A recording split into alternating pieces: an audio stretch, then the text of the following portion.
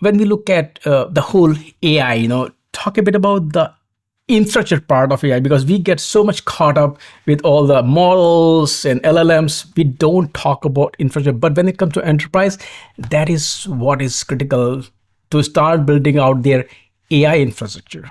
It's absolutely right. I mean, it really is an order of magnitude larger in terms of complexity. And thankfully, we're in a position to help those businesses given our deep experience at managing infrastructure at scale. But the reality, Swapnil, is that there are so many moving parts. There's so many pieces that need to be put together. So the compute landscape alone is incredibly complex, right?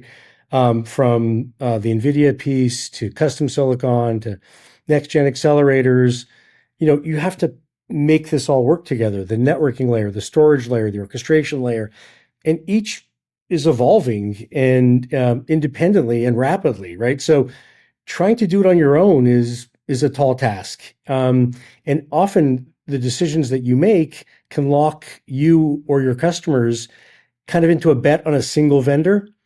And that's very limiting.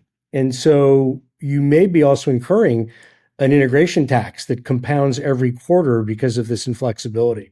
And that's what's so, I think, compelling about the work that we're doing, is that we've made a deliberate choice to build an ecosystem first, right? Our partnership with NVIDIA, it's not just a logo relationship, it's structural, right? Cordant is built around NVIDIA's Carbide framework, which means our customers are getting the benefit of all of that technology built into our knowledge base. And that is a very important piece of how we can help manage the complexities on behalf of companies so they can get back and do what they do best, right? We have a very meaningful and deep relationship that will allow the ecosystem to benefit from this experience. And the companies that win in AR infrastructure will be the ones that become the connective tissue between the best components, not the ones trying to own every layer. So that's something else that we are very proud of being able to do, is to help become that connective tissue. And something I like to say often is act as the bridge between your current infrastructure and your AI-ready infrastructure.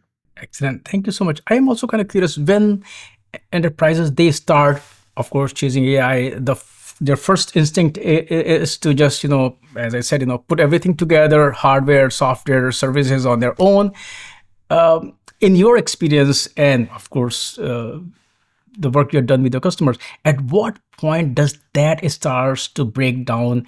And what led Mirantis to focus on building this strong ecosystem around AI infrastructure? It really speaks to kind of the pedigree of Mirantis, if you will, in terms of being very open source minded. And the OpenStack was one of the most ambitious infrastructure bets of the last decade, right? And it taught us something. It taught us that something that's playing out in AI now, which was that enterprises will not permanently accept being held hostage by proprietary stacks. And the underlying technology is commoditized. So OpenStack succeeded in breaking the VMware lock-in narrative for cloud. Kubernetes did it again for containers. And now the same dynamic is happening in infrastructure. So our OpenStack heritage gives us credibility and kind of like the scar tissue that you can't fake.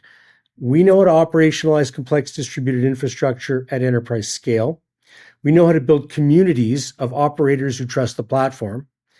And critically, we know how to maintain enterprise-grade supportability around open source cores, which is exactly what enterprises need when they're evaluating whether to trust open infrastructure for production AI workloads.